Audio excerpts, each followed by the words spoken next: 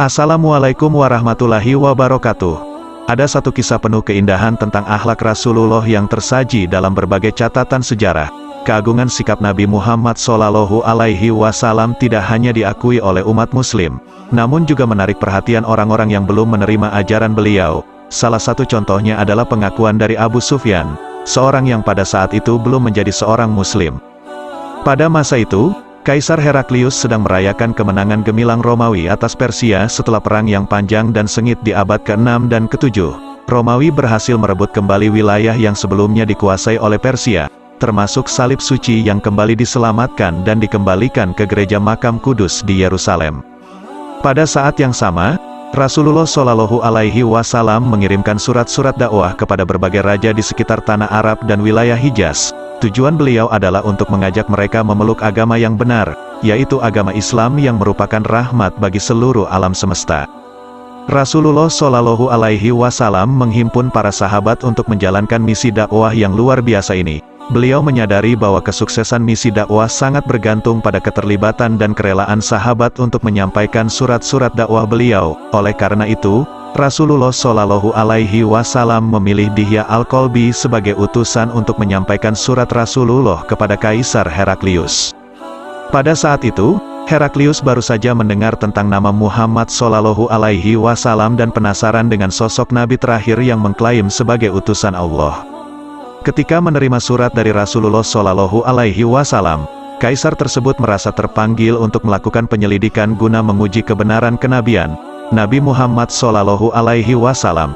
Sebagai bagian dari penyelidikan ini, Heraklius mengetahui bahwa sekelompok pedagang Arab Quraisy yang dipimpin oleh Abi Sufyan bin Harb, yang pada saat itu masih berstatus kafir, sedang melakukan perjalanan ke Syam untuk berdagang.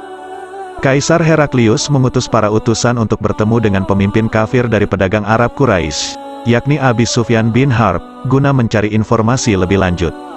"Wahai pemimpin kaum, kabar datang bahwa Raja Heraklius mengundangmu ke istananya," ucap utusan dengan antusias. Tanpa ragu, Abi Sufyan dan rombongannya segera berangkat menuju istana untuk bertemu sang Raja Romawi. Begitu tiba di istana, Heraklius mengumpulkan para pembesar Romawi dan menyampaikan pertanyaannya melalui penerjemahnya. "Sampaikan kepadanya bahwa aku ingin bertanya tentang lelaki yang mengklaim sebagai nabi. Jika dia berdusta, maka kalian pun harus membantahnya." Tidak terpengaruh oleh ancaman, Abi Sufyan dengan tegas berkata, "Demi Tuhan, tidak ada niat sedikit pun untuk berdusta tentangnya, meskipun itu berarti akan menerima tuduhan sebagai pendusta." Heraklius kemudian bertanya, "Siapa di antara kalian yang paling dekat hubungan nasabnya dengan lelaki yang mengklaim sebagai nabi itu?" Abi Sufyan menjawab, "Akulah yang memiliki hubungan nasab paling dekat dengannya." Karena kedekatan nasabnya, Abi Sufyan ditunjuk untuk berbicara sebagai juru bicara, sementara para saksi lainnya berdiri di belakang. Heraklius menggunakan strategi ini untuk memastikan keterangan yang valid. Kemudian berlangsunglah dialog panjang antara Heraklius dan Abi Sufyan. "Bagaimana kedudukan nasabnya di tengah-tengah kalian?" tanya Heraklius. Abi Sufyan dengan bangga menjawab, "Dia adalah orang yang berasal dari keluarga terhormat." "Benar sekali, Nabi kita, Rasulullah Muhammad SAW, adalah sosok yang luar biasa, penampilannya menarik, bahasanya fasih, pergaulannya mulia, budi pekertinya lembut, dan ia tidak pernah berdusta. Ditambah lagi, garis keturunannya yang mulia membuatnya bukan hanya sekedar mencari ketenaran karena keluarganya sudah dikenal memiliki keutamaan. Bukanlah ambisi sosial yang mendorongnya, karena posisinya sudah tinggi sejak lahir. Setiap kata yang disampaikannya tak dapat ditolak, kecuali oleh orang-orang yang terlalu sombong. Nabi Muhammad SAW memiliki silsilah nasab yang begitu mulia. Setiap orang dalam garis keturunannya, dari ayah, kakek, buyut, dan seterusnya, semuanya adalah tokoh dan pemimpin di zamannya. Mereka semua menduduki posisi terhormat dalam masyarakat Arab, dipuji karena kebijaksanaan, diakui karena keberanian, dihormati karena kepemimpinan, disegani karena kedermawanan, dan kaya akan keutamaan-keutamaan lainnya. Belum lagi jika kita menyertakan Nabi Ismail dan Nabi Ibrahim dalam silsilah, maka semakinlah mulia garis keturunannya. Saat ini, jika ada seseorang yang berasal dari keluarga yang berjasa, seluruh masyarakat bangga dan menghargai keturunannya. Orang-orang akan menyebut, "Oh, dia adalah anak dari proklamator," atau "dia adalah cucu dari proklamator." dan begitu seterusnya. Itu hanya satu contoh pengaruh dari garis keturunannya. Bagaimana dengan Nabi Muhammad? Lebih dari 10 orang dalam silsilah nasabnya adalah tokoh yang berpengaruh dan berjasa dalam masyarakat. Sungguh mulia kedudukan Nabi kita, Muhammad Shallallahu Alaihi Wasallam, di tengah kaumnya. Tidak kurang mulianya, ia menerima wahyu dan menyampaikan sesuatu yang seringkali bertentangan dengan tradisi dan kebiasaan kaumnya. Semua orang tak lagi melihat pada garis keturunannya. Itulah betapa beratnya tugas dakwah, menyampaikan kebenaran, dan mengubah kondisi masyarakat. Kemudian, Herakles kembali menanyakan hal lain. Apakah ada orang lain yang pernah menyampaikan klaim serupa sebelumnya? Abu Sufyan dengan tegas menjawab, tidak ada yang pernah melakukannya. Herakles pun penasaran. Apakah bapaknya seorang raja? Abu Sufyan menjelaskan bahwa ayahnya bukanlah seorang raja. Herakles terus mengajukan pertanyaan. Apakah pengikutnya berasal dari kalangan yang terpandang atau justru dari kalangan yang rendah? Tanpa ragu, Abu Sufyan menjawab, pengikutnya berasal dari kalangan yang rendah. Herakles lalu bertanya, apakah jumlah pengikutnya bertambah atau justru berkurang seiring berjalannya waktu? Abu Sufyan dengan tegas menyatakan, jumlah pengikutnya semakin bertambah. Tak berhenti di situ, Herakles melanjutkan, apakah ada yang meninggalkan agamanya karena marah atau kekecewaan terhadap apa yang dia sampaikan? Abu Sufyan menegaskan, tidak ada yang meninggalkan agamanya, bahkan mereka semakin teguh berpegang pada agama tersebut. Herakles masih belum puas. Apakah dia pernah berdusta sebelum menyampaikan ajaran-ajarannya? Abu Sufyan dengan tegas mengatakan, tidak pernah. Lalu, Herakles bertanya lagi, apakah dia pernah bersikap curang atau tidak jujur dalam bergaul dengan orang lain? Abu Sufyan dengan yakin menjawab, tidak pernah. Saat kami bergaul dengan dia senantiasa jujur dan tidak pernah berlaku curang. Herakles pun terus menyelidiki, apakah kalian pernah berperang dengannya? Abu Sufyan mengakui bahwa mereka pernah berperang dengan Nabi Muhammad Shallallahu Alaihi Wasallam. Herakles ingin tahu lebih lanjut, bagaimana hasil dari perang tersebut. Abu Sufyan menjelaskan bahwa perang antara mereka dan Nabi Muhammad Shallallahu Alaihi Wasallam berlangsung dengan banyak pertempuran. Terkadang mereka mengalami kekalahan, dan terkadang mereka berhasil mengalahkan pihak Nabi Muhammad Shallallahu Alaihi Wasallam. Selanjutnya, Herakles kembali bertanya, apa yang dia perintahkan kepada kalian? Abu Sufyan dengan jelas menyampaikan perintah-perintah Nabi Muhammad Shallallahu Alaihi Wasallam. Dia menyuruh mereka untuk menyembah Allah dan tidak menyekutukannya dengan apapun. Nabi Muhammad juga memerintahkan mereka untuk meninggalkan kepercayaan dan tradisi yang diwariskan oleh nenek moyang mereka. Selain itu, beliau juga menegaskan pentingnya mendirikan salat, menunaikan zakat, berbicara jujur, saling memaafkan, dan menjaga tali silaturahmi. Dengan bijaksana, Herakles menarik kesimpulan dari percakapan dengan Abu Sufyan. Dia berkata kepada penerjemahnya, sampaikan padanya bahwa aku telah bertanya tentang asal-usul dan keturunan orang ini. Kamu ceritakan bahwa dia berasal dari keluarga bangsawan. Ketika aku menanyakan apakah ada orang sebelumnya yang mengatakan hal serupa, kamu jawab bahwa tidak ada. Jika ada orang sebelumnya yang mengatakan hal serupa, maka aku akan menganggap bahwa orang ini hanya meniru orang sebelumnya yang pernah mengungkapkan hal yang sama. Dan ketika aku bertanya apakah bapaknya berasal dari keturunan raja, kamu juga jawab bahwa tidak ada. Jika bapaknya dari keturunan raja, tentu orang ini hanya mencari haknya untuk menjadi raja. Aku pun menanyakan kepadamu, apakah kalian pernah menemukan dia berdusta sebelum dia menyampaikan ajaran-ajarannya? Kamu jawab bahwa dia tidak pernah berdusta kepada manusia. Dan sungguh, aku mengerti bahwa jika dia tidak berani berdusta kepada sesama manusia, apalagi dia tak akan berani berdusta kepada Tuhan. Aku juga menanyakan, apakah pengikutnya berasal dari kalangan terhormat ataukah dari kalangan rendah? Kamu jawab bahwa pengikutnya adalah orang-orang rendah. Ternyata itulah para pengikut sejati Rasul. Tidak berhenti di situ, aku juga menanyakannya, apakah jumlah pengikutnya bertambah atau justru berkurang seiring berjalannya waktu? Dan kamu katakan dengan jelas bahwa jumlah pengikutnya semakin bertambah. Dan memang itulah yang terjadi, iman tumbuh dan berkembang menjadi lebih kuat. Aku pun menanyakan, apakah ada yang meninggalkan agamanya karena marah atau kekecewaan terhadap apa yang dia sampaikan? Kamu tegaskan bahwa tidak ada yang meninggalkan agamanya, sebab memang itulah kekuatan iman ketika telah berakar dalam hati. Lalu, aku menanyakannya, apakah dia pernah bersikap curang atau tidak jujur dalam bergaul dengan orang lain?